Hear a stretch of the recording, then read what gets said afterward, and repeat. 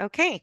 And so we're looking at Giesle, and I have 6 different videos. You've given me his background, and the picture I saw of him, I think you also said he has metabolic issues or Cushing's. Yes, here's Cushing's.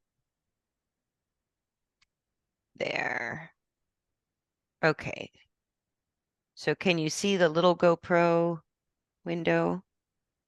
Yep, you can Okay. expand it on the right-hand corner, I'll bottom. expand it, but I set them all up as different Okay, windows in order. okay. So would you like to go oldest to newest or start with the newest and go back to the oldest? Whatever is easier. I would think if we go from the oldest to the newest, we can see better what's changing. Okay. But that's my opinion. Okay. So we'll go back. This is the first one. It's very short videos anyways. Yeah. And this was when you were walking with him loose in the woods. This was where before you owned Yep. him. This was your breakthrough. Right. That was, yeah. Without a lead rope, he just followed you out on the trails. Yeah. He had a lead rope over his neck. And then we went to the meadows. When we got there, I took everything off and he ran out. And sometimes he stopped, tried to eat. And then I kept walking and he's like, oh, wait, I come with you. That's so sweet. And so how long did you do that with him on a regular basis before you took him as your horse? Uh, this was probably 6 months after I met him. And he moved in, I forgot when, I think 2 years, you 20 said. at 6 years, 2 years ago. I just got a message. I can't remember now. No, what you put I have to look it up. in your email, you said you met him in 2018 and you took him in 2020. So you knew him 2 years Yes, roughly. yes. Okay, so then this video is what he was doing with the trainer that you sent him to in Vermont. Yeah, And this is just a it's really little, hard to see, huh?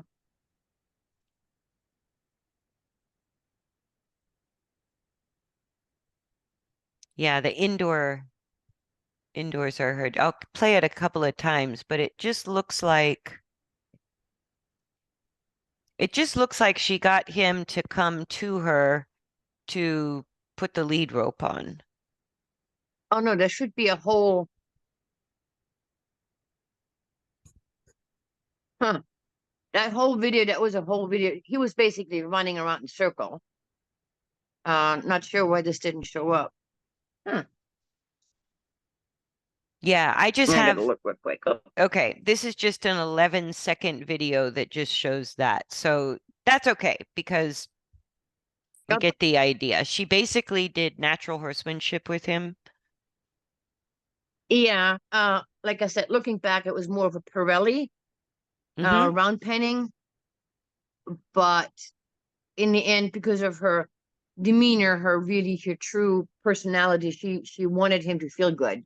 It wasn't, I'm going to make you do things. It was, I want you to feel good. Hmm. That's, I think, why there was actually more effect, where she was effective. Yeah, and Just try to, the only thing I want to point out before we move to the next video is in this video, the way he comes to her, he still has quite a lot of anxiety. So yes, he's being obedient, he's trying to do what she wants, but you can see from the high head, his movement, his energy that he kind of has a bit of anxiety about it. Where even the video before, where he's right. choosing to follow you in the woods, he just looks more relaxed. Yeah. Because there was too much pressure for him, which I didn't understand it. I mean, I knew he shouldn't have pressure, but she thought that, helping him to get a little bit more movement will help him. It was worth a try.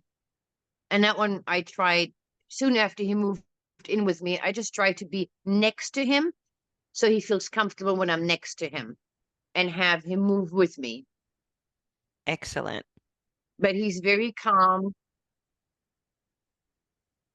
And the He's, videos look pretty bad, it's okay. No, it's good to but you see, can to look see, back. Yes, because what I see is he's a little bit what I would call introverted.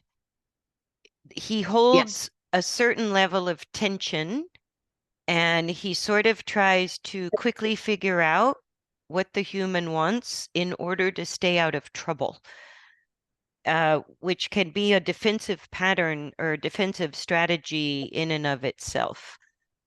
yeah. And I like both He's very, videos where he's with you. He definitely looks more relaxed than the quick little video of him with the trainer. yeah. And when he came back, he was a little bit standoffish with me, but it took probably a week before we got back to our normal self. But I felt I was in a plateau with him and I wanted to help him. And I mean, it helped to figure out what I was doing was probably better for him. Yes. So I want to play this one again just a little because there's a couple of observations in that when you give him direction, he expects he's going to get in trouble. So he's very obedient and also very sort of tense inside. And what's interesting is as soon as you unclip the lead rope and you walk away, he relaxes because now he goes, okay, it's my choice. And it's just an Yeah, important piece to recognize as to how he thinks. yeah. When I first met him, he was frightened of the lead rope, frightened of the halter. And it took me a while and I never put the halter on him. I start putting the halter in front of him and walking backwards because I know he'll like to follow me. When I walk backwards, I show him the halter and walk backwards. And then eventually he put his head in when I held it up. But it Nice. was his choice. When I try to put it on him and he moves his head up, I'm like, okay, not ready. We're not doing it. I learned a lot through him. No, and that's exactly why you've gotten as far as you've gotten with him. Even though he was deemed dangerous and put off by himself, even away from other horses, he's a very smart little guy, and he's just Yes. learned how to protect himself by it's actually what you call a fawn defensive Yep. strategy. Yep. I just listened to that podcast Yeah, and so about fight trick. and unfortunately, we often call those well-trained horses, but what they're doing is just trying to stay out of trouble. Yeah. So let's move on. But like with Rani, you have such a big heart that ultimately that's what always overrides. Oh, there's two here. Okay. Uh, it's like our authentic feelings, intentions is always more important than the tasks we do or how we do, even kind of how we do things. Like refining your understanding of balance and function will only add to what you do very well. And the reason you've had success with this horse is because, whoops, I hit the wrong button. Um, is because the horses know when we're being authentic and we actually care, Yeah. and they know when we don't. And when you have a horse that got put in that category, even donated to Cornell as a, horse that would otherwise be sausage, it's it's a big deal to come back from that. And your natural way of being with him is lovely because you are authentic, which means you don't have to do things perfectly because you're willing to adjust to whatever response he's showing you. And that to me is what's real underneath all horse training. It's either there or it's not there, no matter the technique or the strategy we use. Yeah, at this point, when I started with him, the only thing I knew was liberty, which I learned from a lady online. Hmm. And what I learned from her, she had like 3 videos. It was the word congruent that really sunk in Hmm. with me. So just because my actions do something, it means I really have to feel. And with him, it's really easy because I'm emotionally so connected with him that I can't even lie to him. Yeah. He knows when I'm fake. He would know when I'm fake. Yes, absolutely. He would know because the higher the level of defensiveness in the horse, it's almost they become more perceptive.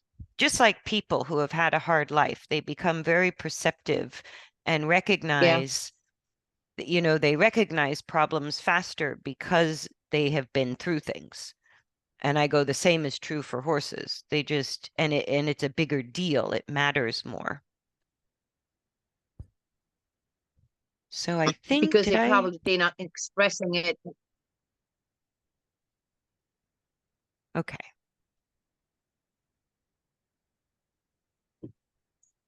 So this was when he after he moved in here at my place, and that's short. Like I don't remember when this one was, but he was diagnosed with Cushing's. But this is the trot I just love about him. He floats, He does. and he started to do heel landing. He was toe landing for a while, and now he's heel landing. Yeah, and I look at the suspension, the sort of regularity, the organization of the movement. Like when the movement looks beautifully self-controlled like that, you can see all the joints fully extending, fully flexing. His back is stable, his legs are doing the work. Um, what a cute mover. Very fancy trot for his little package. Yes.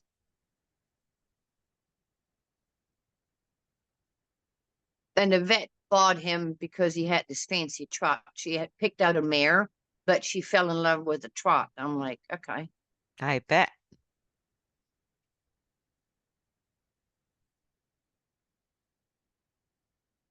Yeah, and what's I interesting, don't know how you can. How can you see anything? This is all blurry on my side. Blurry on yours, or you see it clearly? no, I can see it clearly. Oh, okay. Mine is all blurry. Okay. And then this is the most recent one. Yes. That was better than, Better than halter. So this must be I don't know what that Liberty. means. I must have misspelled it and not realized it. Oh, he didn't, he is doing better with a cabezon. Ah, When I have a little lead from the front, first I put my hand in front of him on the cabezon, and he liked that better. So I started doing that one a little bit with a cabezon, and he stopped turning his head towards me because he has the tendency to turn his head towards me and swing his bum over. Is a protective mm-hmm. measure. But when we started with the cabezon, I saw a change that he kept his head more straight. Because to me, Yes. it was the blocking me. And it's more to do with, it can be a little bit of a physical habit. It usually has more to do with whether they feel safe or don't feel safe that they do that, but it can become just a physical habit even after he feels safe with you. Um, Yeah. This, And and then in Iceland, they have, go ahead. I was just going to say the last couple In, videos you sent where you're actually putting your weight over his back and he came and volunteered for the bridle and for the bareback pad. That was that was all since you've been starting this other groundwork with him, correct? seems like it. Well, since I started with Rani, riding her in a Kirsten way, I call it, he seems to be even more, yeah. It could have happened anyway, but it seems like it just happened that he kept watching me and Rani and me, and yeah, it was kind of strange, wonderfully strange. Yeah, But since I'm not so going to ride them,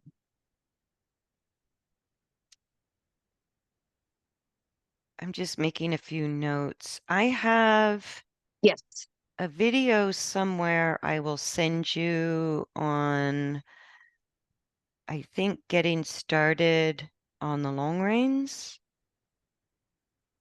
But Mm-hmm. I think you're right.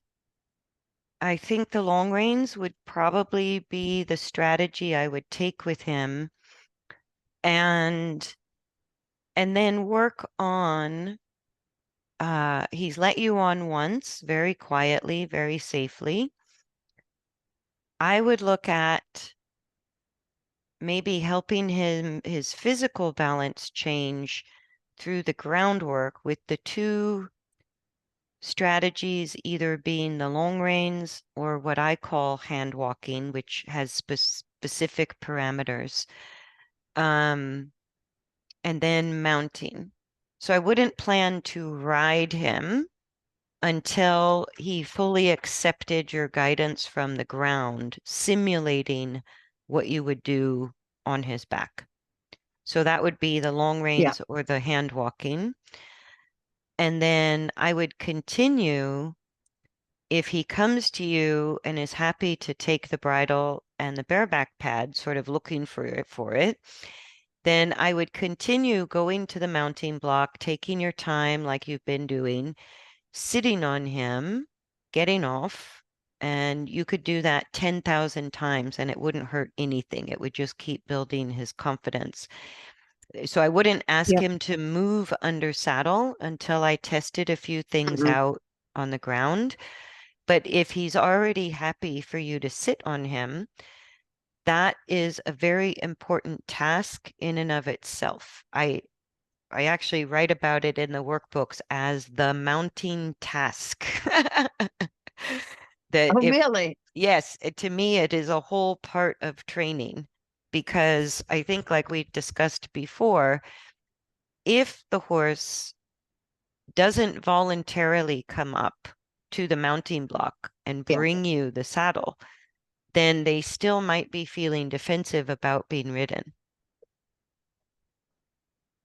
And when Yeah. Rani is, I used to do demonstrations with my little Arabian mare, and the very favorite trick for the crowd was I could sit on the fence of an arena or stand on a mounting block, and at liberty, she would always come up and bring me her back.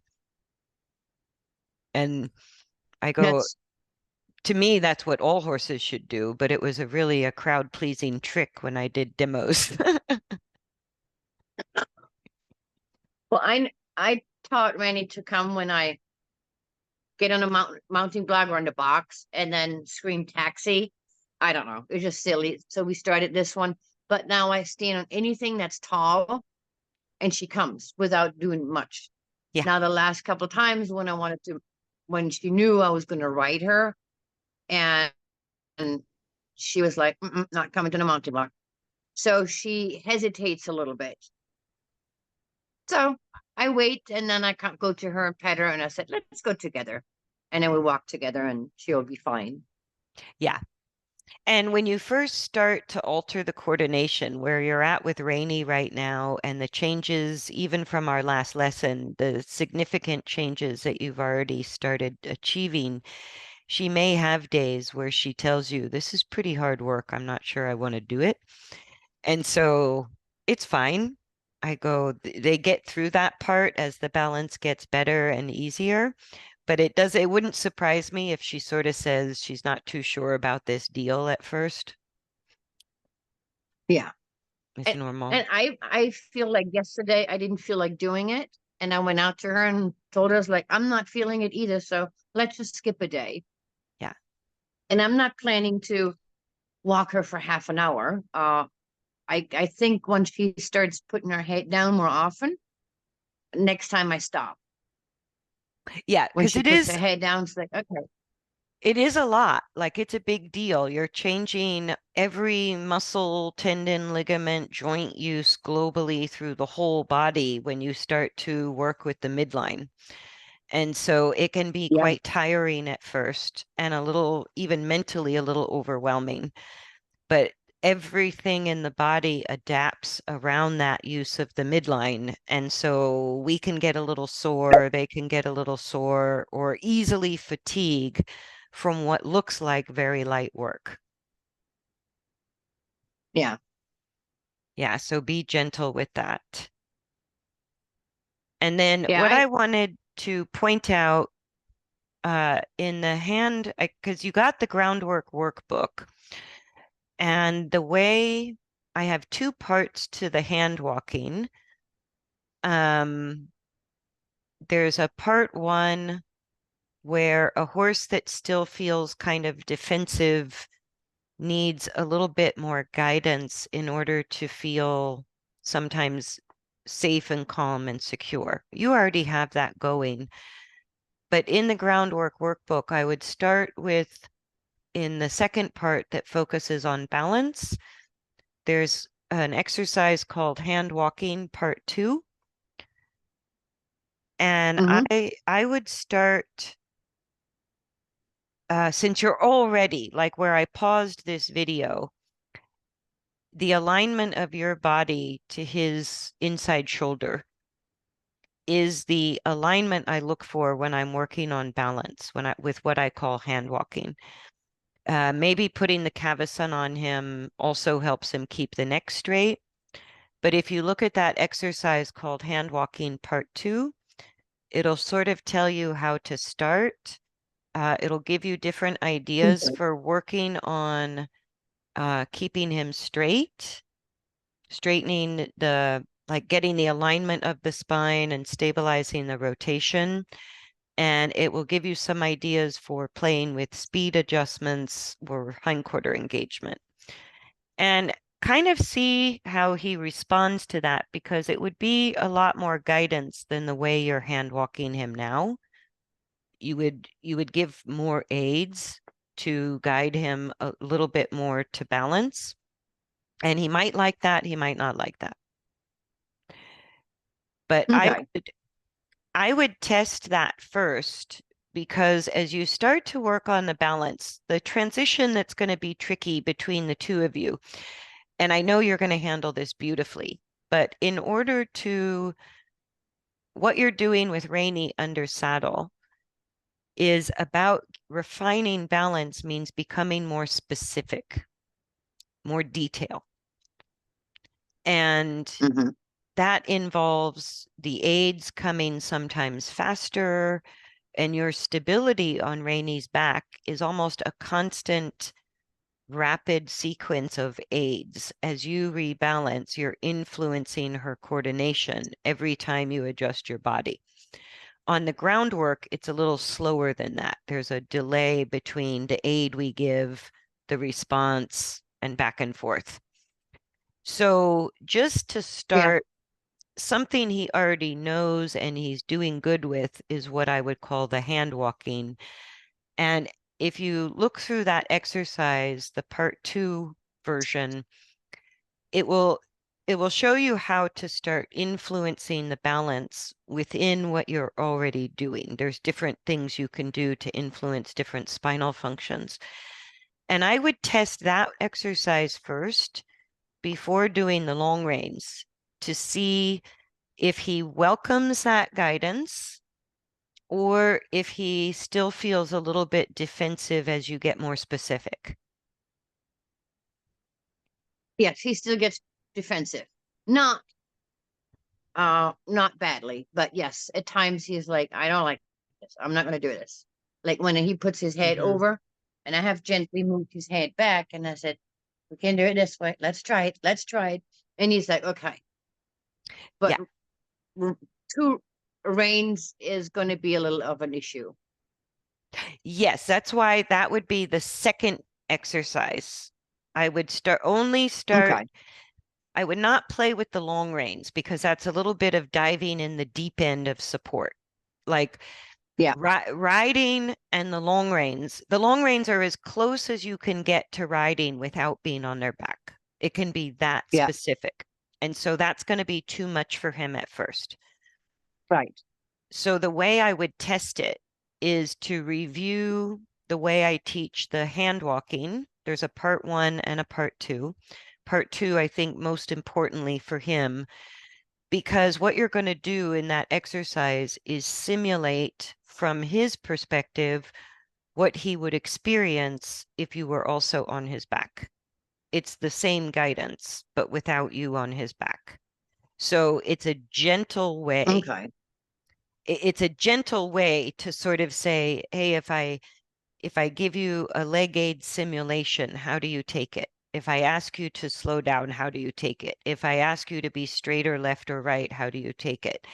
And your sensitivity to him, you're going to find ways that he can accept it, but you're also going to figure out where he still has a little bit of defensiveness before you get too specific about his balance. Okay. Now, I didn't read the article or the groundwork. If it's like riding, I'm still only going to have a lead rope, or do I have extra reins on him? Nope. It's just a lead rope. You can use a cavesson or a halter, and you use a short lead Okay. rope. And then Okay. when or if he's ready, it's a place also where I use a riding length whip to simulate a leg aid. And some horses, he might have a fear of whips.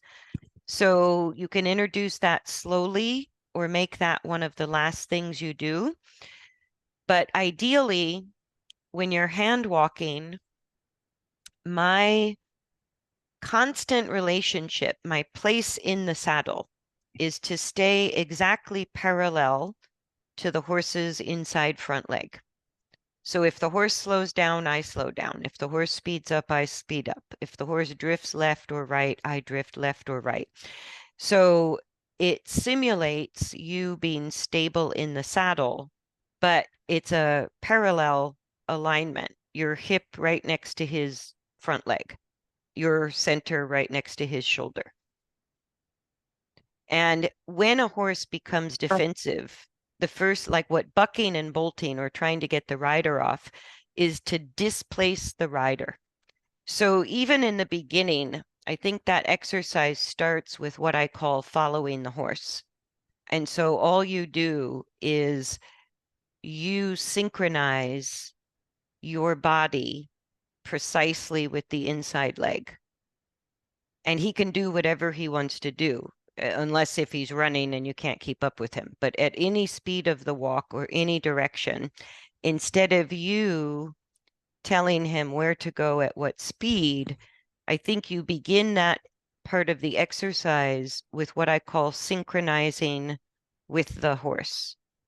And what you're going to discover in that Okay. number one is he okay with you in a consistent place before you even guide his movement? And it simulates you being on his back from his perspective.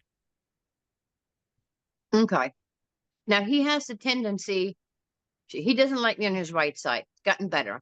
But when I'm on his left side, and he has a tendency to cut in front of me with his face. Like his head goes like, ew, Hmm.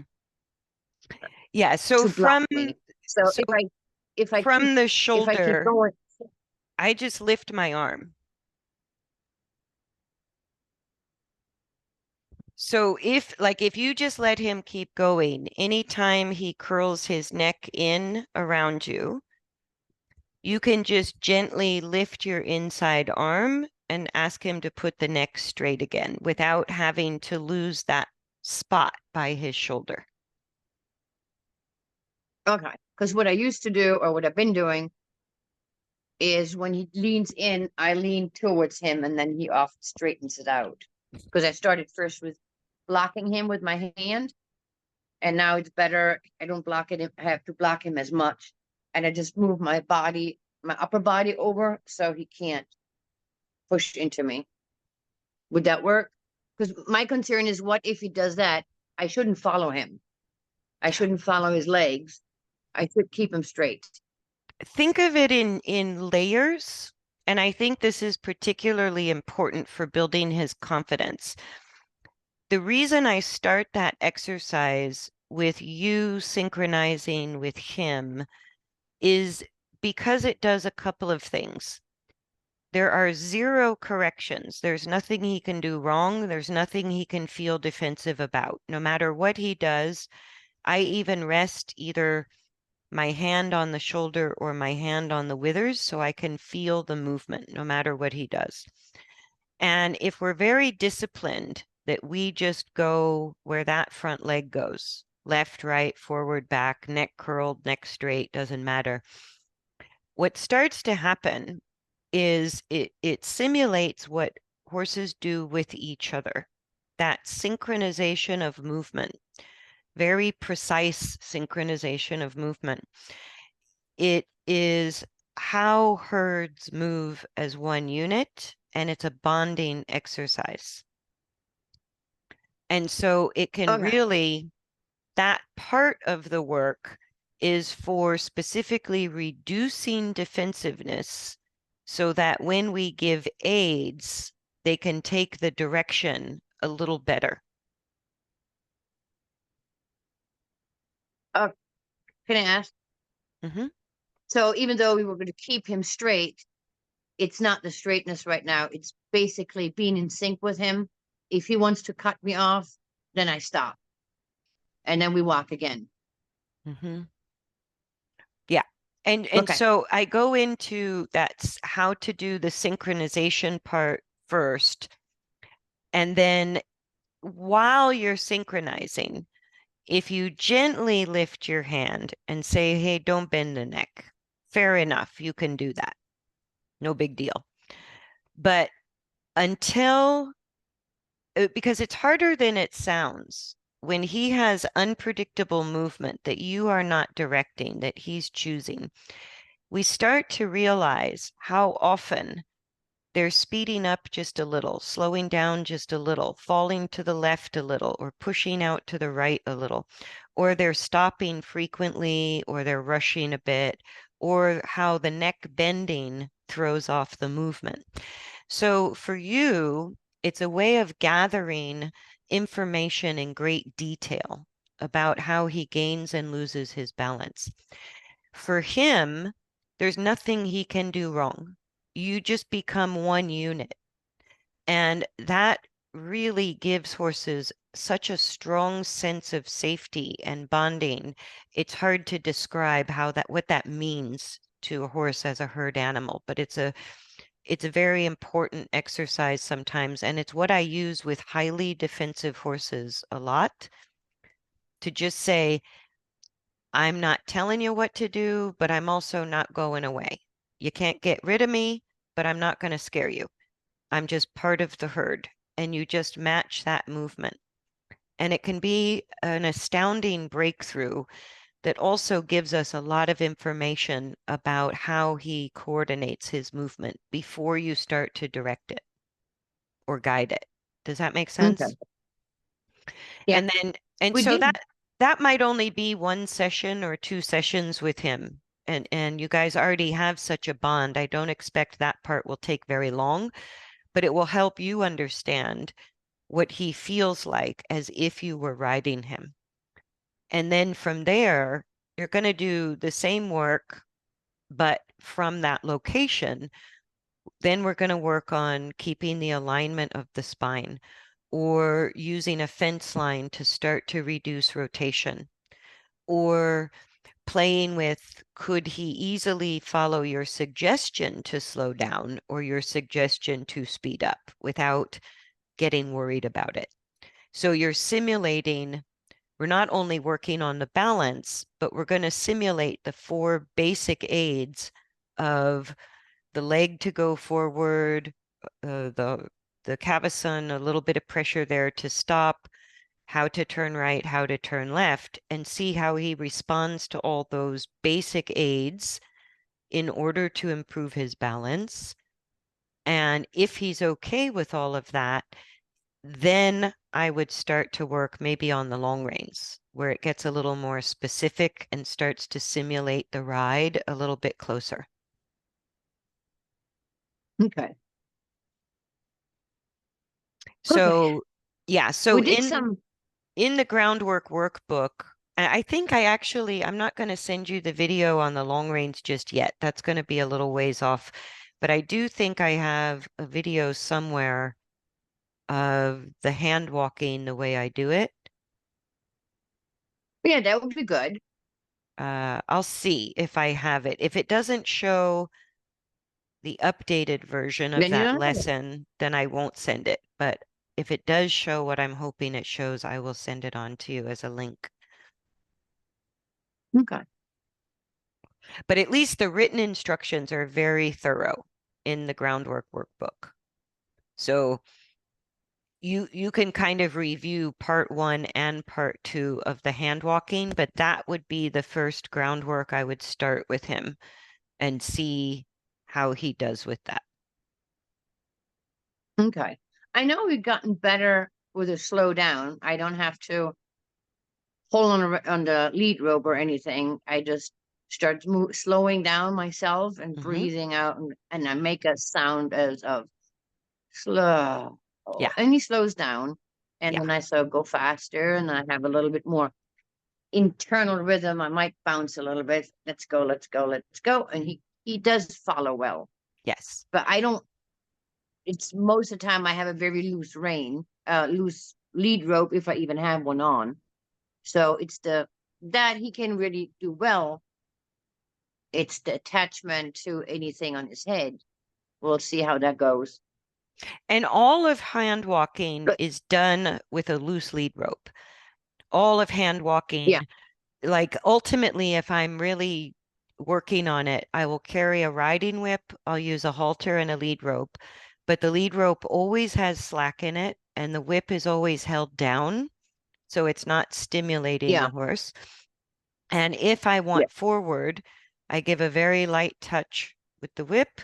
And then I think the last part of hand walking, the final piece of the training, is to lift the lead rope straight up, never pull back, but just to lift the lead rope to put a very light pressure on the noseband of the halter.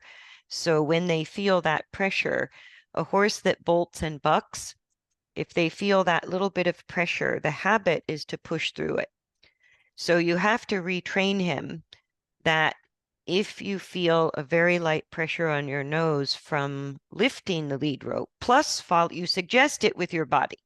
And that's the ultimate lightest aid possible. And he's already following that.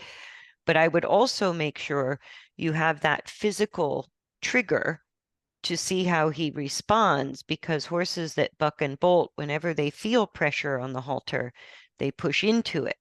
And he has to relearn, like a green horse, that when I feel a very light pressure here, that just means stop my feet. It doesn't mean push into it.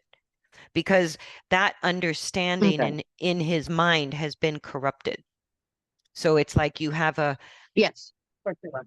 yes. So you have to treat him in a way like a completely untrained horse, because the way he Hmm. responds to normal aids is corrupted.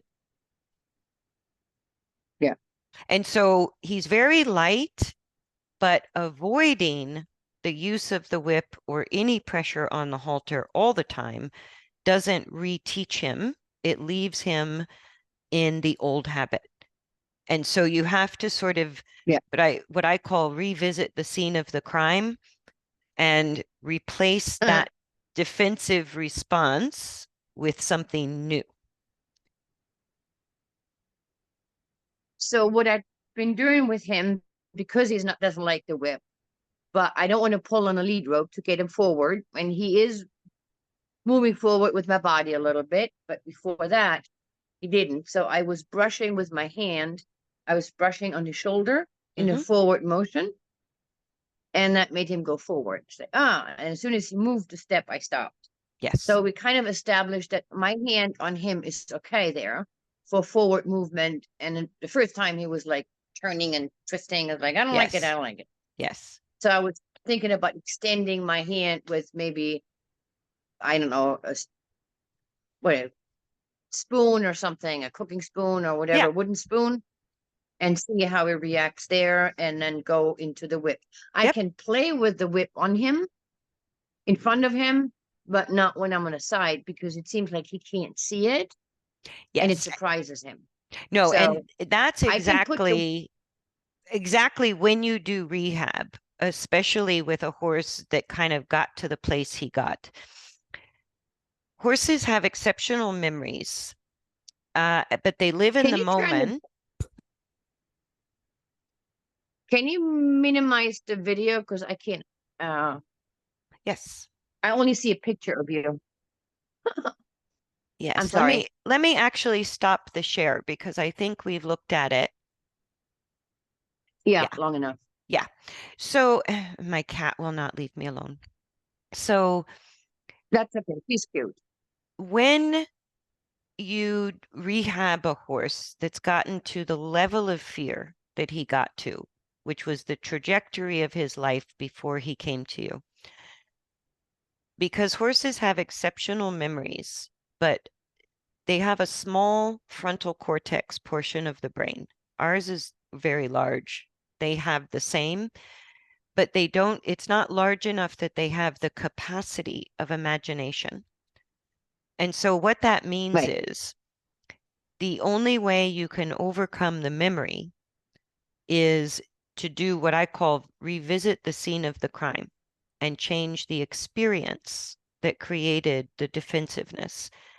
And so you're very good at working with him gently and how to find steps of progress. And I would keep encouraging you to do it exactly that way.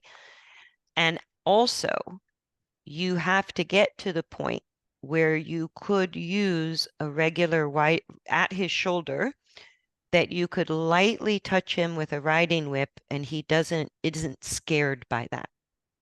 And that you could lift the lead rope and put a light pressure on his nose and it doesn't scare him. Like you have to reteach him that these things can be done in ways that are communicative and not restrictive or painful. Because Okay. the memory, just like habits of movement, for horses, the memory is as real as if it's still happening because they don't have imagination. And so Right. So if we don't repeat what caused the fear, then we leave that fear in the nervous system. We leave it in the horse. So the only way to remove that fear is to say, same tool, same situation, different experience. yeah, And then they overcome it forever. it's replacing the experience within the same situation. Yes. Yeah. And horses like him are very specific to context. And you're very good Yeah. because you changed everything he knew about people. That's why you were successful. You said, I'm not going to do anything like any other human has ever done with you. We're going to do something completely different. And that's why he connected to you. Because I didn't know what to do. Yeah, yeah, Yeah, because I had no idea how to do with a horse. Yeah. yeah. And so that energy of pure intention, coupled with the fact that you didn't do anything that even smelled like what other people had done with him, that's why he gravitated to you so strong and you could bond with him. And as you've progressed with him, that's the important component that is sort of home base between the two of you. But what you're doing to fully heal him is you have to move him back towards what quote unquote other people do in a sense, but help him build confidence with that and help him, just like getting on him. He thought maybe he would never do that again, but you changed his experience of a rider sitting on him. And that melts my heart. It melted your heart because that to me is the moment of healing. That's where he has healed. And I, so as you start I to felt use when you start to sit on him or he takes the bridle or you can cinch up the bareback pad or you can use a little riding whip or you can give him a little pressure here and there. That to me, when he can accept that and he's not afraid of it, he is healed. He's healed from his past. before I got on him, I actually lifted the reins a little bit and there was no resistance. Yeah. I moved it to the right. He didn't move with it, but he didn't pull the opposite. Yes. And when I lifted it on left, he actually went this way. And I'm like, okay, he's not going to bolt because I mean, I couldn't use the reins anyway if he bolts, wouldn't do me any good. So, Exactly. but yeah, so he is, something has changed. Yeah. Well, I and think it has something to he do with, remember too that he came to you when you started working with Rani differently. So what you're doing with him through the groundwork is you're giving him little taste tests of what you're doing with Rani. And what you're doing with Rani is sort of jumping in and getting started in a big way. But he liked it. He's interested in it. So you're going to give him a little yeah. taste of this and a little taste of that and see how he likes it. But I think you can be very confident that as you go through the groundwork, when he experiences the physical changes from your guidance, he's going to welcome your guidance. He's not going to feel defensive about it anymore because it's guiding him into better feelings. And so what drove me crazy as a horse trainer, all these different methods I learned, I always thought the groundwork doesn't really prepare the horse for the experience of being ridden from their perspective. We go through all these motions and do all these fancy things, but we never think about it from the horse's point of view. And so the way I wrote the hand walking lessons and actually all of the groundwork is very specifically from what the horse will feel and experience when we're riding. It's as direct as possible without being on their back. And then when we do get on, everything makes perfect sense to the horse because we've been directly simulating things from the ground. Okay. And that's the Yeah. The importance of, translation from, go ahead, sorry. no, there's still a delay. I know. Uh, the translation from ground to riding, from Liberty ground basically to riding was for me like, okay, I'm not going to touch the reins, but it didn't, yeah, horses do need a little bit guidance. Yes. Especially Just a little bit. once we're sitting on their back and we are a weight and mass sitting on them, it's not fair not to give them guidance. Yeah, I know that now. Yeah. So sorry for the glitchiness today, but I That's think okay. that would be where I would start with him and then email me if you have questions on that specific exercise as you go. Yeah, I was going to ask why you don't have a video. However, what you just said is that you wrote it from the perspective of the horse, which you can't make a video. You would make a video of from the perspective of the human. So I think I have to just Oh, no. put my mic.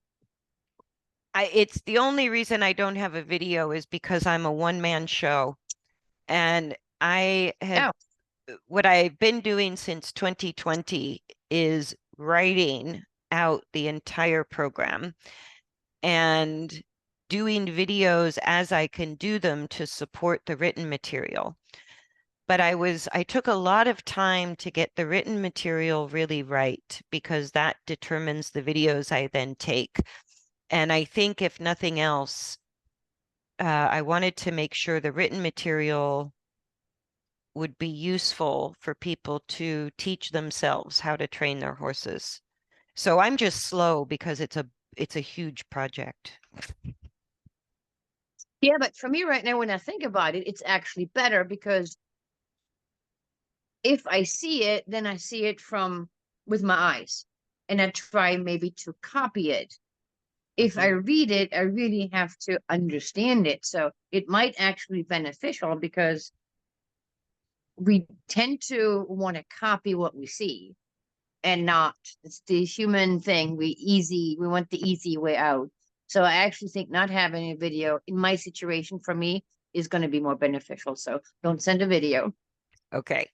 No, and with If I have Giesle, questions, I'm gonna yeah, with Giesle as the individual that he is, the only way you can be successful with him is to really stay in the moment the way you do and keep working with the responses he gives you, having that very constant conversation, which is what you do beautifully.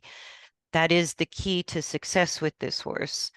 And then in the groundwork workbook, every single exercise, no matter which one you choose, is designed to fill in an aspect of balance in one way or the other. But the groundwork is more about the horse discovering, and the riding, we have to guide more. And that's why I think yeah. Giesle would start better with groundwork because I'm not sure he's ready as much as he loves you. I don't know that he's Yes, but ready he to had be ridden. right. No, I definitely not ridden. I thought maybe long reining, but now I realize too that the groundwork from your perspective, where I'm more of a if he hadn't lost so much muscle weight the last 2 years, I probably would have said, I'm just going to play around, walk with him, do liberty. There's no training. But I would like to do the long reining for building his muscles, not for me to ride. Hmm. That's not really my goal. If it ever happens, if he wants me to go on, I'll let him know. But in his stage right now, where he's not really physically as fit as he used to, I don't think there's a reason for me to go on him unless he invites me and it makes me feel good or whatever, and I get the feeling that half a round in the arena, in my micro arena on a loose rein. If he wants to walk around, that's fine. I'm not going to touch the reins because I'm not going to trigger anything. But my main goal with him is getting emotionally relaxed, which he is now, but now adding the physical and having that added so he continues to stay relaxed and build muscles because his health Yes. is more important than me riding him.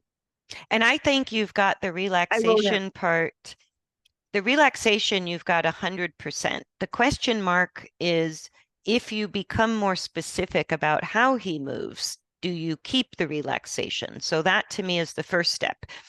Every single groundwork exercise that I put in that book are all geared towards very gently changing the coordination of the spine, which changes the entire coordination of the skeleton.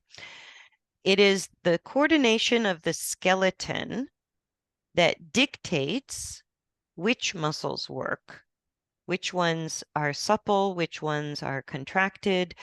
And so in every single exercise, as you change the coordination of the skeleton, you see the horse get more fit, either stronger, gain weight, or more fit and lose weight from what seems like very light work. But it's not light because we're changing as we change the use of the skeleton, the muscle use also changes at the same time. And so it doesn't have to be fast work. I go because when you change the Right. coordination, you change all the muscle. And so you'll see that and it will Yes. And he would need that as well from having not been ridden in so long. He would need to develop a little bit of that coordination and the muscle support for that coordination for him to comfortably and safely carry you as a rider. That's just a physical Yeah. reality for his body. Yeah. And if I can make him a little bit more physically, I mean, he can run, you saw him, he trots nicely, but the muscles are, and with Cushing's, apparently the muscles deteriorate quicker. So my goal for him is just to have him physically a little bit more fit.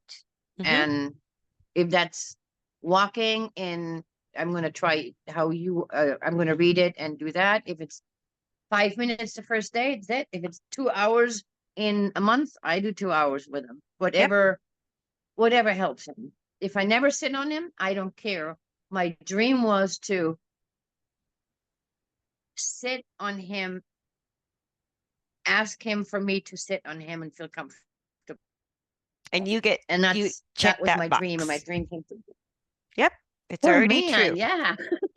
Yeah. Yeah. So So try thank you it. so much. We probably over. Yep. And I would Yeah. say with him, the last thing I want to add is um, he's the type of horse that typically, when you have a session with him, the longer you go, the better he will likely do, which will also help him get physically fit as well, especially with Cushing's. Um, but it's going to take a while for him to go in and out of defensiveness, concern, relaxation. He changes his coordination. It makes him a little like he's going to flow in and out of these emotional responses during the work. Yeah. And so I would say he's the kind of horse I would look at and go, wow, I think I need to work him every day for at least an hour. And that would create the biggest changes. And anything less than that is still going to be very useful. I don't think you need more than that, but he's the kind of horse that I would look at working very regularly, and I wouldn't be surprised if it was a long session that he preferred. Okay. Sounds good. I'm on it. I'm with it. Thank you. Okie dokes. You have